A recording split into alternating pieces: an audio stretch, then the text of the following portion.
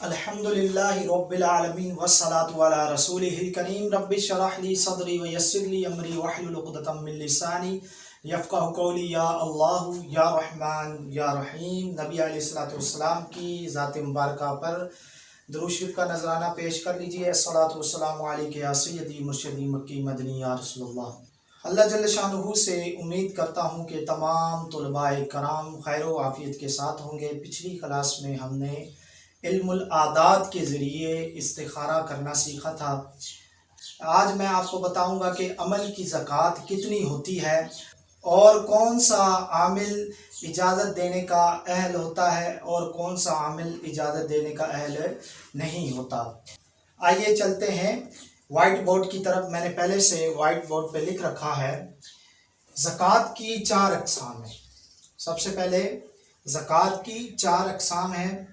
ज़कात सगीर, दूसरा नंबर ज़कात कबीर, तीसरा नंबर ज़कात अकबर और ज़कात अकबरुल कबाइर। ये 4 अक़साम हैं। इंशाअल्लाह तबारक व तआला मैं आपको अगली क्लास में बताऊंगा कि ज़कात सगीर वाला कौन सा आमिल होता है, ज़कात कबीर वाला कौन सा आमिल होता है, ज़कात अकबर वाला कौन सा आमिल होता है, ज़कात अकबरुल कबाइर वाला कौन सा आमिल होता है। अच्छा, तो मैं आपको बताता चलूँ कि हर किसी से आप अमल की इजाज़त नहीं ले सकते। आप जब कभी किसी से अमल की इजाज़त लेना चाहें तो सबसे पहले इन चीज़ों को आप ज़रूर देख लें, कहीं वो ज़कात सगीर वाला आमिल तो नहीं।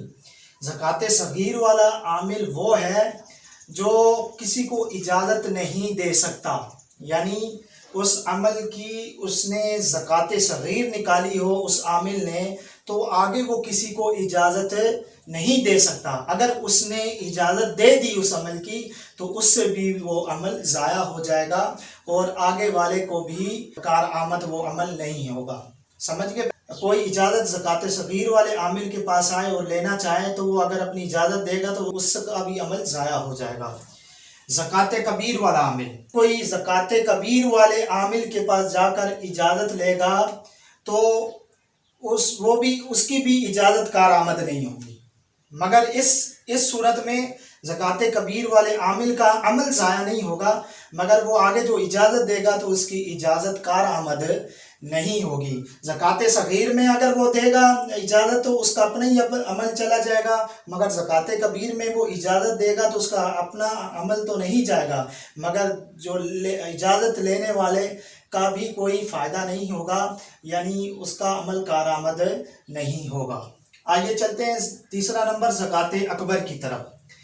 अगर ज़कात अकबर वाला कोई आमिल हो, उसके पास कोई जाए इजाज़त लेने के लिए, अगर वो इजाज़त दे दे तो इजाज़त तो हो जाएगी। ज़कात अकबर वाला आमिल उसे कोई चिल्ला देगा, कोई वजीफ़ा देगा, फिर ही उसकी अमल में वो चीज़ आएगी। यानी ज़कात अकबर वाला इजाज़त दे सकता है वो, मगर इजाज़त इस सूरत में देगा कि वो जाके इजाज़त देने वाले को कहेगा कि जाके तू फ़लाँ फ़लाँ चीज़ का चिल्ला कर, वो तुम्हारे अमल में आ जाएगी। डायरेक्टली उसे मुतलक इजाज़त नहीं दे सकता।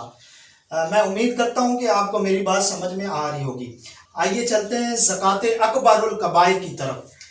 इस ज़कात में ऐसा आमिल जिसने ज़कात अकबरुल कबाइर अदा की हो, तो इस सूरत में अगर कोई उस बंदे के पास आए, उस आमिल के पास इजाज़त लेने के लिए आए, इस सूरत में अगर वो इजाज़त दे दे तो उसको चिल्ला करने की ज़रूरत नहीं पड़ेगी, बल्कि वो भी आगे से इजाज़त दे सकता है। यानी इसको अताई इजाज़त भी बोलते हैं। यानी पहली सूरत में अगर आमिल इजाज़त दे तो उसका अपना भी अमल चला जाएगा और इजाज़त लेने वाले का भी काम नहीं बनेगा। दूसरी सूरत में अगर वो आमिल इजाज़त दे दे तो मगर उसका अपना अमल ज़ाया नहीं होगा, मगर दूसरे का भी काम नहीं बनेगा। तीसरी सूरत में अगर आमिल वो इजाज़त दे दे, इजाज़त इस सूरत में वो दे सकता है कि वो इजाज़त लेने वाला जाके चिल्ला करे और वो चिल्ला सही तरीके से करे तो फिर वो चीज़ उसके अमल में आ सकती है। मगर चौथी सूरत में अगर आमिल वो इजाज़त दे दे तो इस सूरत में उसे चिल्ला करने की ज़रूरत नहीं है। زکوٰۃ اکبر میں اسے چلا کرنے کی ضرورت تھی اجازت لینے والے کو، مگر زکوٰۃ اکبر الکبائر میں اجازت کی ضرورت نہیں ہے۔